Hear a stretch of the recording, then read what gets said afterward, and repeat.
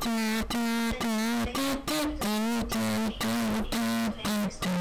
morning, afternoon, evening. We're so glad that you're tuning into the Youth Mini Mike podcast. I am Cole Anderson. Got my co-host Stella Erickson. And our guest today, Jono Gates. Glad to have you, Jono. Jono came out to our youth group here last Wednesday, second Wednesday in January. And we loved having him and meant to have him on the podcast that day. Things fell through, but we got him back. All it took was a little bit of Chipotle. Hey, Jono, how about you just tell the podcast, what is your Chipotle order? Ooh, yeah. What's your Chipotle orders? It's a lot. Okay. So I usually start out with some white rice, black beans. I'll go straight into triple fajitas. I'll go into double chicken. I'll get a third meat. I'll do the barbacoa. And then I'll usually do double tomato salsa. And then end with some lettuce. And if I'm feeling a little extra, I'll get a side of chips. And then I'll add some sour cream, corn, and occasionally I will get guacamole. But that's not a norm. So how much is it? You know, honestly, it's probably like the allotted daily recommendation for a human. I would say my average Chipotle bowl costs about $18 with chips. But that's not including like the guac. That's not including, that's just including the triple meat. Yeah, probably about $20 average. So I usually try to avoid the chips just because it's just Lord. an overabundance of food. But yeah, I can basically eat a lot of food, and it's very strange. I can too sometimes. It's not strange. Yeah. It's actually because you lift all the time. So. Yeah. Yeah. And I run, so that kind of stirs up Oh, the yeah. appetite. Running. Yeah. I totally had a thought. Oh, here it is. So, I was eating Chipotle the other day with chips, Why is it so much better with chips? Dude, it's so much better. And it's just a slower process. You get to savor and enjoy it, and it's more satiating. So like a good football game, Chipotle chips. Nothing better. I'm a burrito girl all the way. Tell us your burritos. order. Yeah, what's your order? Okay. I usually get a burrito and I do white rice, black beans, I'll do chicken, and then I do guacamole, tomatoes, sour cream, and that's honestly it, actually. I was just talking. Do they have to double wrap it or just one? Dude, there's no way I would It's- require a double wrap. No. Yeah? But it's, Maybe I get more stuff. I eat What's the whole yours? thing. What's It's your so order? good. Oh, it changes. I like variety. Variety's the spice of life. So I'm pretty consistent. Yeah. Me too. I really fell in love with the carne asada that they just put out. Okay. It's really good. It's got a lot more spice to it than their normal steak. So that's really good. White rice every time. I hate brown rice. I'll sometimes fluctuate black or pinto beans, but I think I fall black most of the time. Same. And then fajita, carne asada, double tomato, double corn, the hot salsa, and then Can't do that. Are you like a Minnesota spice Double kind of cheese, person? sour I'm just not a spice kind of person. no spice. No spice. No spice. He's in Minnesota for life. Yeah, I'm a Minnesota for life. Yeah. Yeah. Pretty so I stopped eating lettuce on there because of the diseases that people get from Chipotle. What? Yeah, What are you talking that? about? Like Ebola or something, Like, doesn't that happen? Like, didn't that happen? Oh, not from Chipotle, it was just like the lettuce. Yeah. It was Well, like they got it iceberg from- lettuce, and they had to Okay, recall Yeah, all lettuce. of it. There it is, lettuce. Okay. So do you never eat lettuce? No, I do, but just not at Chipotle. Okay, sounds good. I don't know. I heard a story one time that someone got sick. They knew that they were gonna get sick because they opened up the bag for Chipotle and there was like a bug in the bottom. Oh. And they equated it to the lettuce being bad because then it got recalled. Like romaine got recalled. Yeah. And so I was just I like, Oh. probably would have cried. from that point on, I was like, please cook my food. Please make it all cooked. I just didn't want the lettuce. So, Oh. anyways, I stopped eating lettuce. Yeah. Hopefully you will now too. Yeah. I enjoy the lettuce. Oh, you And like I've the crunch? Yeah, I do like the crunch. I've never gotten sick, so Well, that's good. I haven't really gotten sick either. I Yeah. just heard a story that happened to come out of yeah, that kind of freaks me out a town, little bit. Dude, I saw this thing on Instagram the other day. It was like a reel, Oh, and yeah. it was this woman who just finished a cup of coffee. I don't remember what restaurant from. There was a dead mouse at the bottom of her That's drink, Fake news. and I'm like, is that fake or is that real? 'Cause That's if that's fake. real, I'm never going to that restaurant again. This is lawsuit culture. It's fake. Yeah. That's actually probably a fair Because statement. how could you miss a dead mouse being poured out? I mean, it's got to be like someone having like a twist sense of humor, or it genuinely was planted. Yeah. Well, it's like somebody planted a finger in their Wendy's chili cheese thing. Because Wendy's did like the chili cheese thing for a while or something. That reminds me of that What? episode of Yeah, Friends. no, that was the thing. It was like a failed lawsuit. Like I don't know. I think I know what you're talking It about. happened Oh around the same my time as the gosh. person burnt themselves at McDonald's and blamed McDonald's for No, stuff. I saw that. I saw a video about that. That was actually like real. That was totally real. The coffee thing was so. Yeah, real. but that's messed up. That I mean, you ordered coffee. You didn't think it was gonna be hot enough to burn you, like. Yeah, but she spilled it all over herself. You got 3rd-degree burns. That's crazy. Yeah, that's a very unfortunate area to spill. Yeah. 3rd-degree burns. Really unfortunate. Very unfortunate. Well, hey, we want to ask a couple questions specific to Jono on the podcast today. I'm sure the camaraderie itself is enough to draw an audience. Oh, absolutely. Uh-huh. They pay money just to see this. It's because we were talking about Chipotle. That's also why. Dude, it's a win. Yeah. Chipotle. Yep. Actually, to add to the Chipotle story, just quickly, I got Jono Chipotle today for being on the podcast. That was his payment because it's that expensive. I don't get Chipotle. You didn't want to come. What do you mean? You said you couldn't be here till 1:30. I could. You didn't invite me. Awkward. Okay. We'll talk about it later. I was kidding. I gotta do homework today, so it's fine. We'll talk about it later. Because now I feel guilty. Oh. Anyways. No, I was doing homework. There's nothing more uncomfortable than being this size and ordering that much Chipotle. Like, I don't think anyone's gonna question him because he's not wearing a jacket right now or anything. You know, like if he just walked in with his biceps puffed, he's like, I just got off a 5-mile run. Right? And then I walk in and I was just sprinting the whole entire way. I'm just a youth pastor. I've been sitting at my desk. Triple meat, please. Triple meat. Triple fajitas. Yeah. Well, I'm one topping away from just being like straight vegetarian on my Chipotle. What? I only get chicken. If I didn't get chicken, it would just be. Oh, because you don't get sour cream or cheese? Oh, never mind. That's why I do get sour cream. Do the Oh no, triple vegetarian, chicken. not vegetarian, not vegan. Veg. Vegetarian is where you don't eat meat. Okay, but everyone is one. Okay, leave me alone. Well, you just did like triple meat on your No, bro, he bowls. is not me. Yes, you just No, said. everyone is because you were ordering for I him. know. What is happening right now? No. Do you understand what she's saying? That she would be vegetarian I thought you were... if she didn't order meat on her burrito. But like everyone would be vegetarian. No, I thought you were saying that you also got triple meat, so I was like, oh, okay. No, I ordered for him because he wasn't here, so I like went and picked it up for him. Oh, okay. And so I'm walking through there ordering it like this is me. I'm 5'10", I weigh 180. Like I need this much calories. Yeah, you for the do. next week. It's good. Yeah, it carries you out for a whole week probably. No, it's good. Anyways, so Jono, talk to us about. First off, where are you from? From Minnesota, born and raised. Born and raised, and where did you like grow up? Yeah, because you live in Bloomington right now. Nah, Burnsville right now. Oh, okay. Grew up in Egan. Grew up in the same house my entire life. Cool. So, yeah. I am probably an anomaly because I am obviously born and raised in Minnesota, but I hate the cold. Like, despise it. I don't think you are. No. So I genuinely am like kind of a hidden southerner where I like the warmth and I like the, just waiting. You know, I'm just waiting. Yeah, exactly. So yeah, born and raised in Minnesota. Grew up in Egan. Cool. Yeah. What is your favorite part about Minnesota? I love the summers. I love like the summers on the lakes. I love the bonfires with friends. It's tough. I love specifically summer and I love fall. Like just in Minnesota, there's nothing better than the fall in Minnesota. And yeah, it's a vibe. I think the lake nights and in the summer. So yeah, I love it. Every other state wants fall. Yeah. Yeah. If you could live in a different state other than Minnesota, where would it be then? Arizona, Scottsdale. Oh, really? Yes. Okay. Dude, that's my dream. It's the bougie place, but it's, I mean, like $10K a month for seriously, no big deal. Seriously. Everyone's driving like Bugattis. Yeah, no, I love it. Every time I'm in Arizona, I love it. I just love the feel. I love the, I don't know. Yeah, it's just the culture's awesome. So yeah, their culture is really cool. Yeah, we're going. Let's do I'll it. be in Arizona next week. Are you going? Yeah. For what? For fun. Oh, vacation. Yeah, just 5 days. Jealous. Just me and my wife, no baby. And Jono. And Jono. Feel free to dip in. I mean, just Jono. Kind of at home. I feel like if I know so many pastors in Arizona, it wouldn't be that weird. Like, we just kind of visit different places and say hi to this guy, that guy. For real. Cole has so many connections. No, I don't. What's yes, it like you do. to be a big deal? He's always like, oh, I know pastor, this pastor here, this pastor there. I'm like, oh, you know a lot of people. That's must how be the. Yeah, but like. Ask Jono, that's how it works. Yeah. Is that how it works? You just have to work in a little bit, and then you just, if you have a desire to connect with people, it's really easy. You just. I don't hey, like what's people. up? How do you do this? I don't know how to do it. Yep.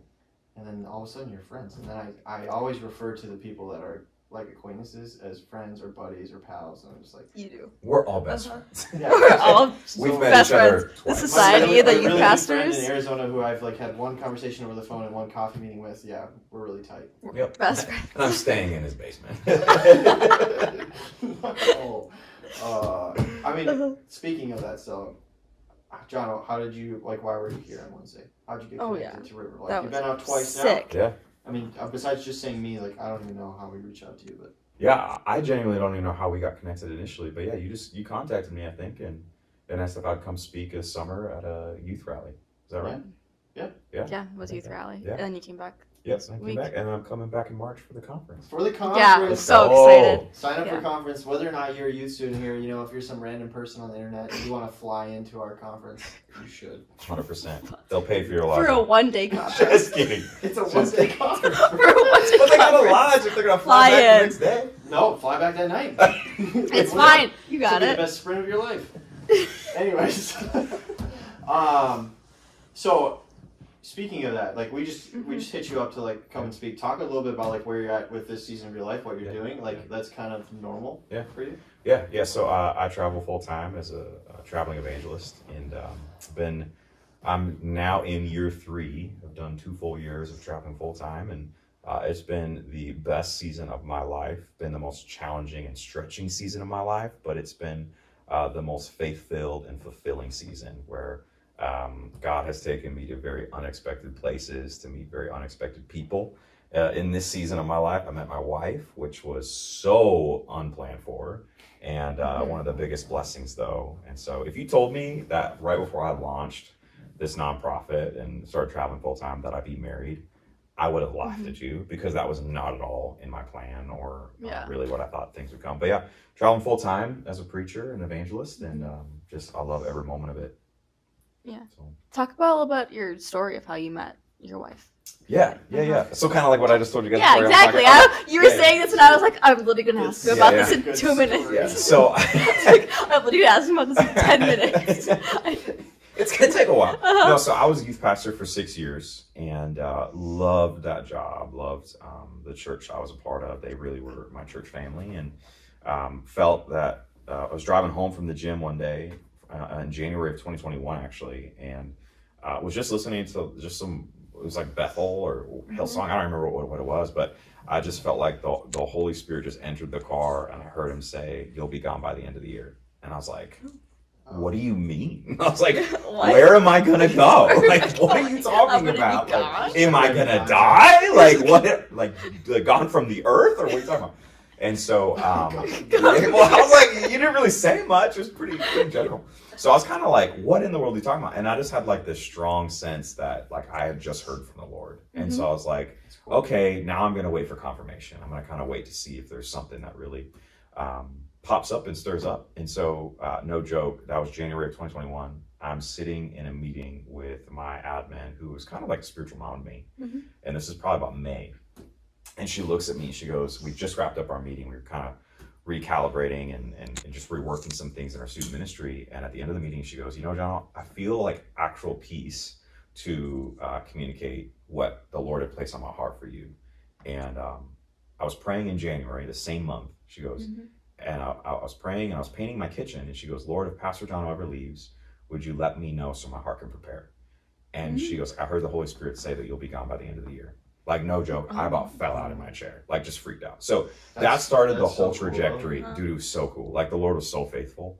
That started probably the trajectory of I have probably written down over 170 written prophetic confirmations of things internally to things externally through people or God's word. Like, it was incredible. So I ended up starting up a nonprofit ministry and launched in January 2022, just traveling full-time as an evangelist.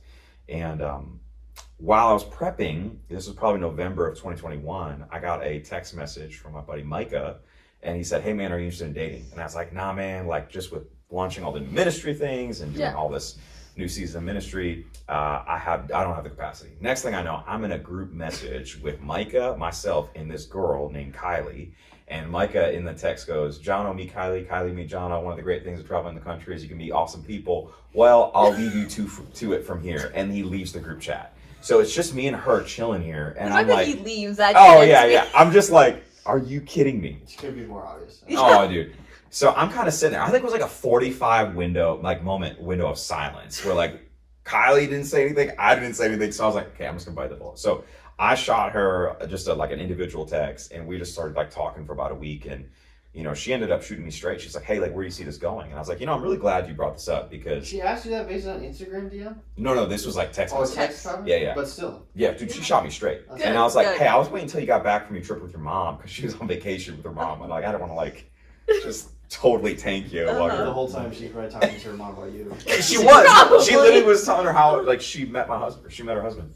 So yeah, basically I shot her straight. I was like, hey, look, like I think you're incredible. I can absolutely see myself even pursuing you. I was like, but I don't feel like right now is the right time. I have so many different plates spinning. I wouldn't be able to give you what you deserve. And so we agreed to part ways. And little did I know, all of 2022, I'm just preaching. I'm traveling, going through these open doors that God had, and she's just in the back of my mind everywhere I'm going. Like it was so frustrating. And dude, because I did not want to date. Like I was so closed off to dating relationships. And so was she your first girl you ever dated? No, I dated before, but it had been 7 years since I have dated, so it'd been a while. So I was like super content with singleness. You don't believe me? No, I'm just glaring at her. Oh, okay. Watching us. We have a studio audience today, just for anyone listening, and she's cracking up over there. So. Yeah, no, I hadn't really dated. No, I've been on some dates. I believe. Yeah, I've been on dates before, but not like a dated like relationship committed public for like 7 years. I mean, yeah, considering that you got married at 29. Yeah, 29. Yeah, you definitely dated. Yeah. Okay, well, I kind of asked the question. You don't know. It's a good question. It's a good question. Thanks. I'm just saying, like, Absolutely. I never would have thought you did. That's what I'm saying. Hey, is that a compliment or is that? You never didn't? No, you're a catch, bro. Hey, thanks, man. Really? Yeah. You mean that? 100%.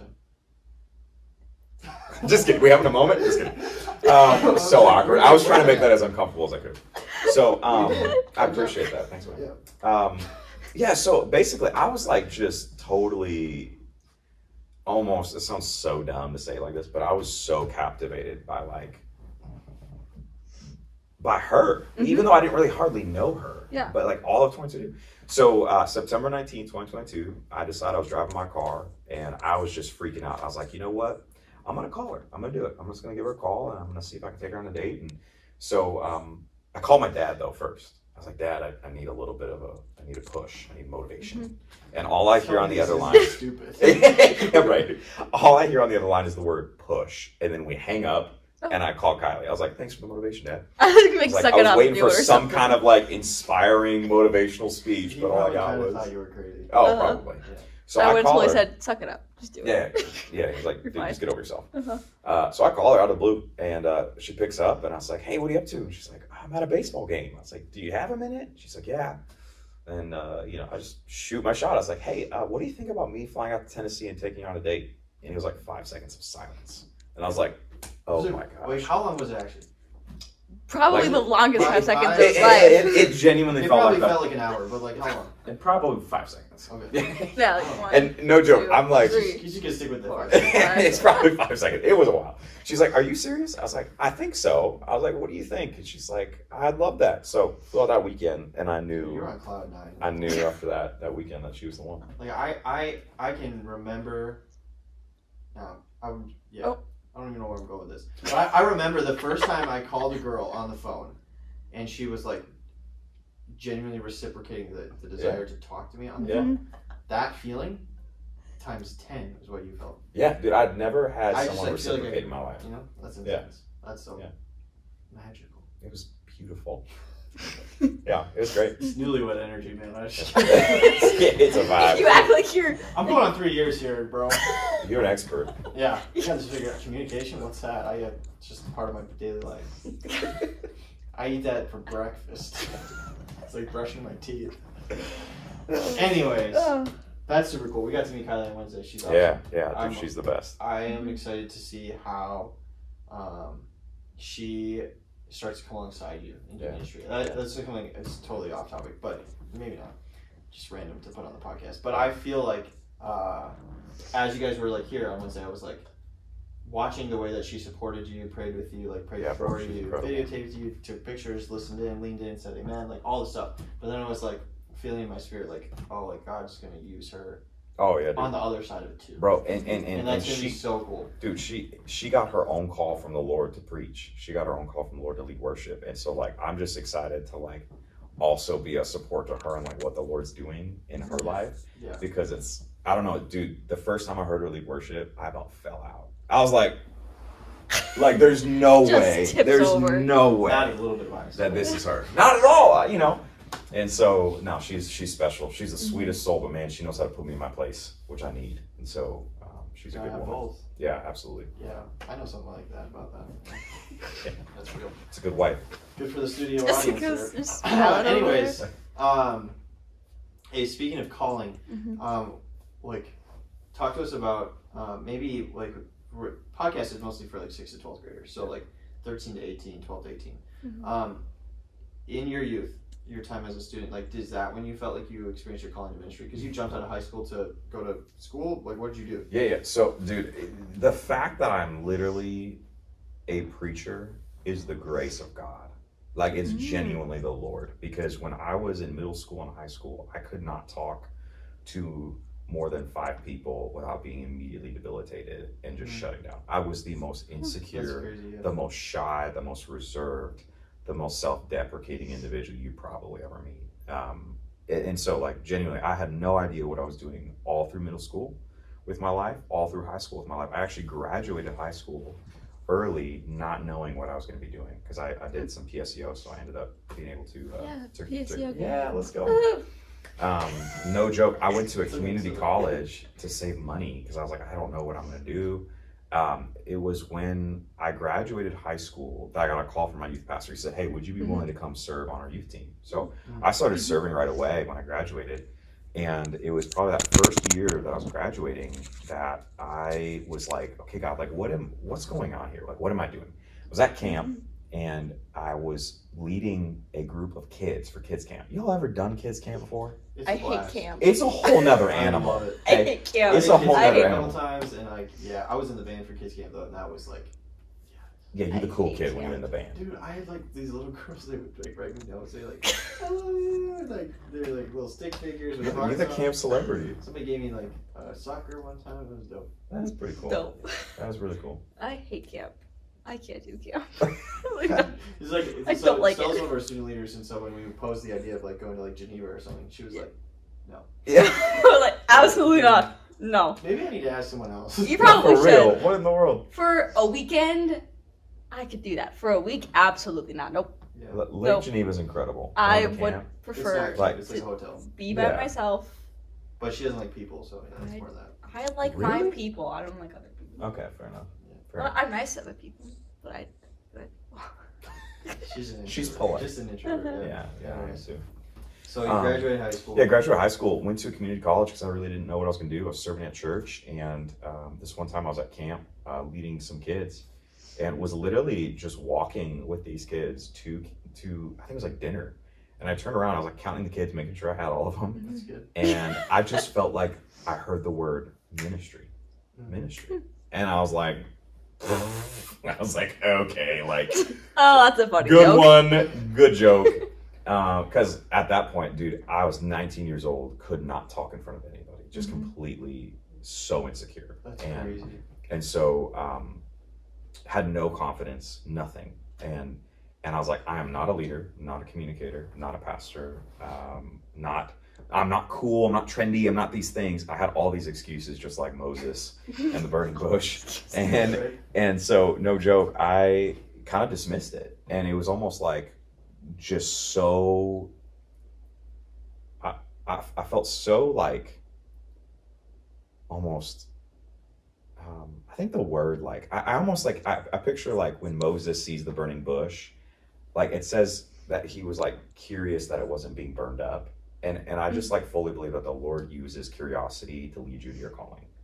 And so I think that there was something in me that was very like curious about that moment. Like, what would this be like? What could God going into do? it would look like. Yeah, like what would this look like? And so I started to kind of like have some conversations with some of my mentors and pastors in my life. And I remember I was on my way, and I'd probably been wrestling at this point for like 6 months. And I was just mad. I was like, okay, God, like, if you're calling me to ministry, make it clear. I don't want to because I don't have it in me to do this.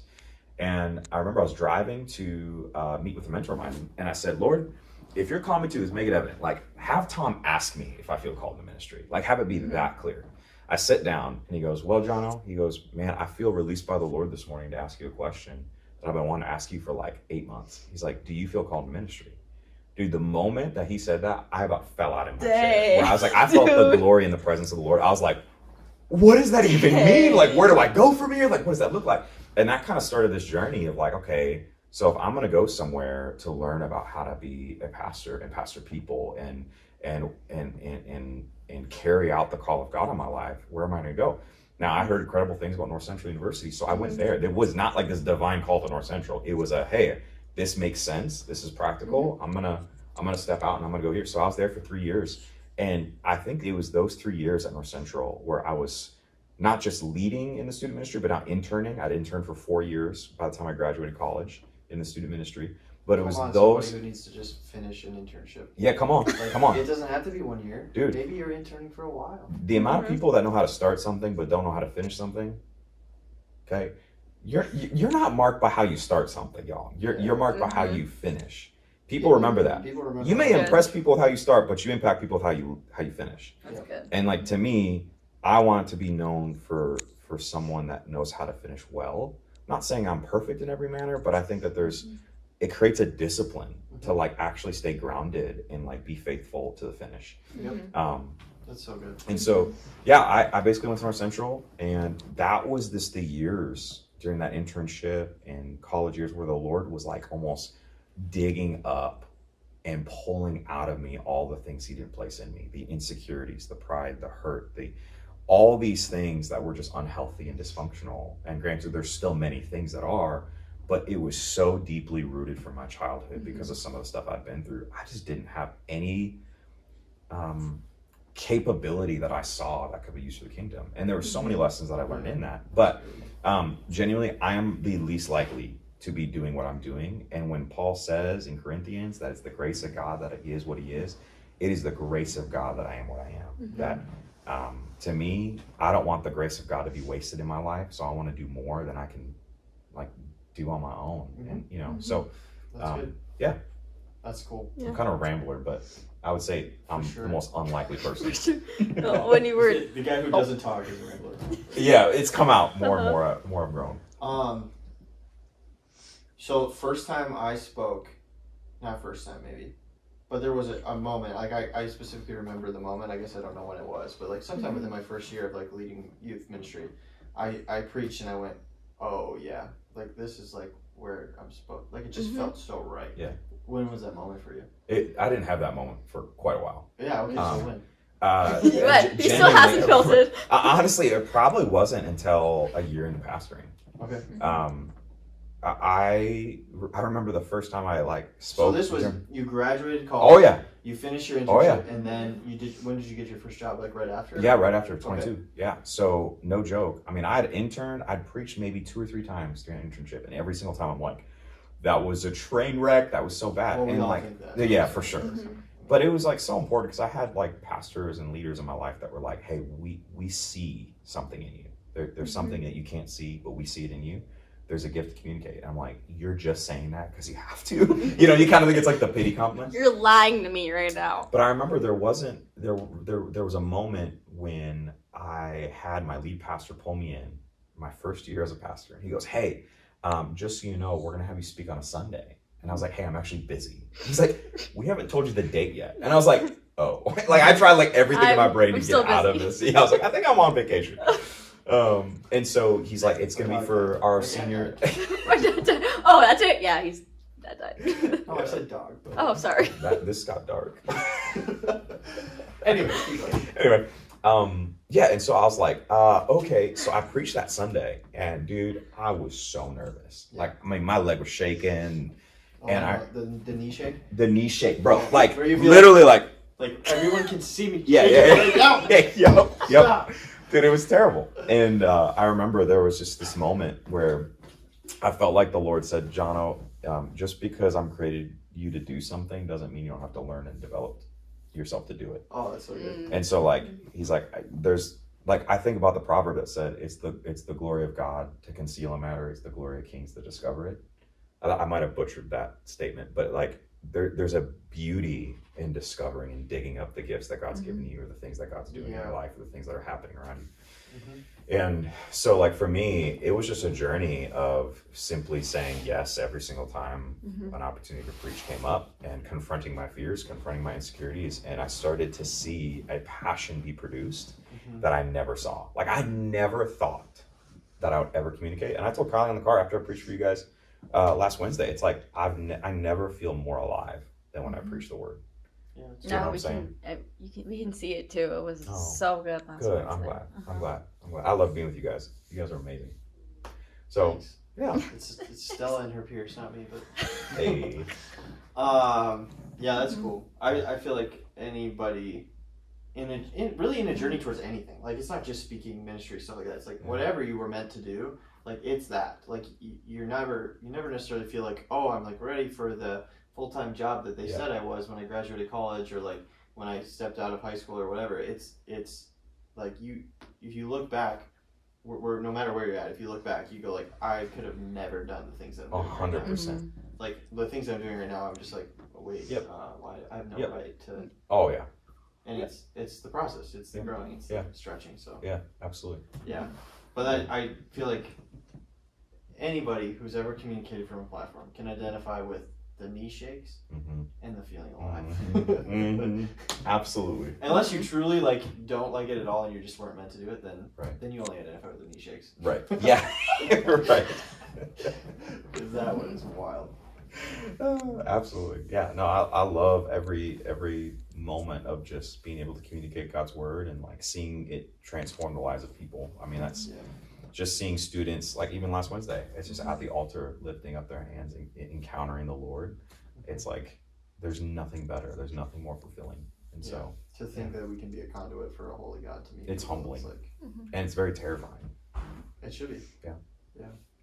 Do you have any like advice to say to students who like don't know what they're gonna do, kind of like how you were in like high school?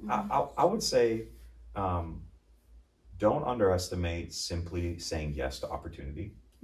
And the Lord has a way of taking you into spaces and places you never thought you'd be just by simply being available. Something I often told my students when I was youth pastoring is God's not asking you to be capable, he just wants you available. And I think we often feel so discredited by being used by the Lord because of what we can't do yet. But it's like your limitation is not in what you don't have, it's in what you don't use. It's in the things that you do have that you don't bring before the Lord. And I think so many times the Lord wants to use us, but we're not willing to show up, or we're not willing to be available to what he has in front of us to do something. So I'd say like, if you're trying to discover like what you are passionate about and what you're gifted in, dude, just start serving, start getting plugged in, start being available to doing something new. Never underestimate just saying yes, I'd say. Yeah, that's good. Anything to add, Cole? I don't have anything to add. I was just like, that's good. Yep. That's good. Good job. Just like drop your mic, it's loud on the pod. I don't have anything to add. I just think that exactly what Jono said. Like we don't realize that it's almost always right in front of us. Yeah. And it's not a matter of like, oh, I need to move to Alaska and start working on an oil rig because that's what I was called to do. Like, unlikely. Right? It's normally the thing that's right in front of you that you keep telling yourself you're not qualified for, or you shouldn't be able to do, or like, and when you're willing to just be humble enough to show up is when God can use you. And sometimes it takes a long time to let that humility actually take place. But it's like, I always would encourage anyone, like, if you don't humble yourself, God's going to humble you. And so if you're not willing to, like figuratively put on your sackcloth and ashes and just like sit down humbly before the Lord and go like, hey, I'm sorry, like I've said no for too long, and like I know this is where you want me. I don't feel adequate, like, but I'm gonna follow it. If you're not willing to do that, then he will hit you with a truck. He'll do it for you. Hey, your life's now falling apart, so will you do what I asked you to? You know what I mean? And it's like, I just don't ever want to be in that place. And if I am, like, I want to get out of it quick. So like listening to God is so important because I feel like he shouldn't have to like shake up the foundations of who we are in order for us to hear his voice. Like we should be trying to learn. Shouldn't have to. He should, he can, and he does all the time. Like it's happened to me. I've watched it happen. Like I didn't listen to his plan for me, and then I wondered why my life was in shambles. Or like I mean, like it never really was that bad, but like it felt like it in the moment, right? You're like, how did I get here? And it's like, oh well, you didn't listen to me. So. Can I speak real quickly to the students or the individual that feels called by God to go into ministry quick? Let's do it. If you're too big to serve, you're too small to lead. So get real comfortable with serving your church, with serving your community, with serving your pastor, with getting behind the vision and pushing. I think a lot of people want platform and influence, but they don't want to serve and submit to leadership. They don't want to go through the process of growing and developing. And I'll just say it bluntly, God cares far more about your character than he does your competency. And he's not afraid to put you through things that are probably difficult, not for us to just suffer, but to allow some things in us to surface, to pull some dysfunctional things, to pull some patterns, to pull some selfishness, to pull some self-ambition. And it's like, dude, submit to the Lord in what he wants to do and learn how to stay small and to stay humble and have a contrite heart and keep your heart sensitive and don't go after the platform, but pray that you get a heart for God's people. I think that's when the Lord will honor you in that way. It's like he despises the proud, but he gives grace to the humble. And so, man, I would just say, if you feel called to ministry, start by serving. Yeah. And realize the amount of leadership that you have in serving well. Yes. Yeah. Like, I think that's just missed over and over and over again. Everywhere I look, I'm like, you don't get, like, when you don't serve well, like when you don't, but you still you still show up, but you just don't do it to the fullest. Yeah, you're half-hearted. Like the leadership that you have in that in a negative impact is huge. Right. But imagine the impact that you can have, and how you'd want that for under your leadership too. Yeah. To if you serve well, lead well, like you show up and you really like give your all. 100%. Like those people shift atmospheres more than we can from a platform. Absolutely. Like they just do. Like God graced us with an opportunity to speak into students or adults' lives, whoever, right? Right. But the people who really make an impact are the ones who are showing up and doing their 9 to 5. Right. Those who are like, and so like, how can we still do that? How can we still be intentional? Yeah, absolutely. He's always calling us to, but it looks different for everybody.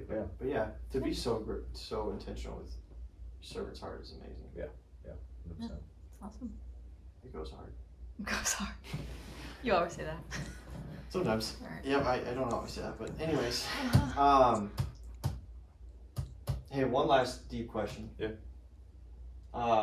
Last week on the pod, we talked about Paul. Dude got like stoned, put in prison. One day he got stoned and then stood up and walked to the next town. And it's like, I mean, he must have been lifting like you to have bodies like that. But that's what's not in the Bible is Paul lifting. He didn't have, I mean, he walked to her, so he probably didn't have to. But yeah, I mean, he was a tent maker, so he's probably pretty jacked. Yeah, he definitely triple meat. So, anyways, he went through some crap and like just kept putting God first. Like, despite the plan that God had for him, looking like getting stoned for the sake of the testimony. I mean, he got in jail. I always go back to like every single time Paul was in chains, he was preaching the gospel from the chains, which was just like, here's a court in front of you. Hey guys, so this is what happened. Jesus knocked me off of my horse and changed my name and gave me a new ministry. And how cool is it? Like, I mean, he could have been like, I haven't done anything wrong. Like, what's wrong with me? Right, but instead, he like just, his story was God's faithfulness. So, has there ever been a time in your life, maybe recently, maybe a while ago, that you feel like you had almost like a Paul moment, like a martyr moment, kind of, right? Where like you just gotten beat up, stoned, but you know that like even to the point of doubting God's plan, but you just know like, hey, this is what God called me to. It sucks, so I'm doubting it, but I still. Yeah. You know what I'm saying? Yeah, I think that happens all the time. I just rambled. Yeah, no, you're good. You just pulled the Jono. I think that happens all the time. Like, I think if we're really, really honest as pastors, I think a lot of people would be very caught off guard by how much we may question every day. The call of God, or hey God, like what's going on? it is almost a weekly thing that I'm like, Lord, have you still called me to this? Like, is this really what you still have for me? Like, can I quit? Like, are we good? Like, there's kind of those moments of tension that I think we all face, but I think there also needs to be a moment of resolution and like resolve within yourself to say, come hell or high water, like I'm called to this. God's voice is my compass. God's voice is our North Star. And I think you will always find an excuse to not do what God's called you to do. You will always find a reason to never be obedient. That's good. And I think it's about learning that life isn't necessarily about balance and having everything put together, but it's about your pursuit. And to me, the more I focus on Jesus and not on all the walls crashing down around me, the more I find myself and my soul and my spirit being at peace and finding more solid ground in my call, in my marriage, in my relationships, in the ministry, in preaching his word. And so I think all the time I wonder if God still called me. All the time I wonder what God's doing, what's he up to. I think it's probably foolish for us to just kind of think that we have God figured out and we got his ways. I think Proverbs is pretty clear about, try not to live your life in your understanding, but acknowledge and submit, and he will make your path straight. And so I don't know if I'm answering your question very well, but I would genuinely say there's been many times that I've felt that, like, what is going on? Like, how did this happen? What God are you doing? And why are bad things happening when I've been nothing but obedient? I think that's like the hardest tension is like when you're following God and you still find yourself in the wrong place, that can be frustrating. But I think that's totally what Paul was feeling too. Absolutely. Like, and I'm literally going city to city. I'm not being Jonah. Yes. Like, but you're still hitting me with rocks. Yes. Or people are, right? But I think we've bought into an American Christian culture that we think if we're obedient, it demands a positive outcome. Sure. And I just wonder if the Lord is looking to see, will you be obedient regardless of the outcome? Regardless if the outcome's in your favor, regardless if it goes the way that you want, regardless if it's how you expected it to be. I think faithfulness is not sexy, but faithfulness is so fulfilling. And I can rest my hat on the moments where in the world's eyes, something went really poor and something didn't go as planned.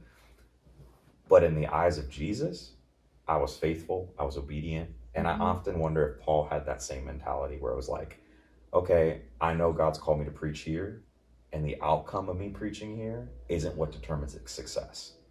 My success is found in my step of saying yes to Jesus on my way there, And so I would just say for me, I learned very quickly that obedience doesn't necessarily mean it's going to be the outcome that I want or expected, but the outcome of it not being what I wanted doesn't mean that God's not here, that God's not going to use it. I mean, if we really believe the Bible where he says he will do exceedingly abundantly more than we can ask, think, or imagine, and he uses every single thing, the good, the bad, and the ugly that we go through, and he uses it for his glory and for our good, like we either got to believe that or we got to not. Yeah, that's good. And so for me, I hold on to those truths. I hold on to those scriptures when things really suck. And it's really tough. Yeah, I can't stop thinking. God's favor doesn't look like favorable circumstances. Yeah. Like it's just that's not how it works. And he had favor on Paul through the whole thing, like all the way down to his execution, essentially, right? But that didn't mean that it was always easy. That didn't mean that it was always blue skies. That still meant that he sailed into a storm. Right. And he was still met with the presence of God when the storm was over. And I think that's the thing that we just almost have to cling to, is it's like we want the to be obedient to God so that we can earn his favor, like right? So he takes favor in the humble, takes favor in those that are obedient. But then to be humble enough still to say, like, even when it's not looking great, even when it's not green, you're still with me, and like that's my prize, that's my token, that's it makes me even think of so random. Horatio Spafford wrote it as well. After his wife and daughters died and all of his investments burned up. It's like he was still chasing Jesus the whole time. Like, as far as we know, right? He was still saying yes, being obedient. He was going to go on this vacation with his family. He put his family first and it killed him. And then he wrote, "It is well with my soul." Like, if that doesn't shake your Christian perspective of the gospel, like, I don't know if there's hope for you. Right? Like, honestly, like, we just need to be more. Like, it's all around us. It's all the time. Like, you're gonna run into crap, and if you're not leaning on the Holy Spirit in every single moment, like, you will feel like God's favor has departed from you when it hasn't ever. Right. And it's just because you weren't intentional in relationship with Him. So. That's a good one. Yeah, probably. Getting close on time. Getting close on time. I gotta go to work, guys. Sorry. Gotta wrap it up. Anyways, so we could talk all day, but some other day we'll do it again. How much time are you close on? Yeah, go. Like right now? Close. Do we have time for our final segment? What's our final segment? 5 minutes? No. All right. She gotta go now. I gotta go. I'm like. She has to pee so bad. Anyways, no, she has to go to work. I got another meeting then at work. Oh boy. It's at work, so it's fine. A work meeting? No, it's not fine. You need to be obedient to the calling of that job. Yeah. All right. Anyways, this has been real. We went deep. I wasn't ready to get done at 2:30. So I know. that's sorry, okay. guys. I should have. I know. It's all good. Should have timed better, but it's all good. I feel like we left our audience and myself even challenged with like a lot there. So that was a lot of good stuff. It was a lot of good stuff. People dig into it. It'll be great. Anyways, any final thoughts? Any like, gotta be no rambling. I'm just grateful to be here. That's my final thought. All right. Stella, anything? No, that was really good. I was just sitting here and taking it all in. I was like, yeah, that's really good. So I hope the viewers like it too, because hope they get something out of it. Yeah. Cool. All right, Mini Micers. We're so glad that you tuned in to the Mini Mic podcast. Hope that you leave feeling challenged. Lean into that feeling of being challenged. Be intentional with your time and have a great week. Yeah.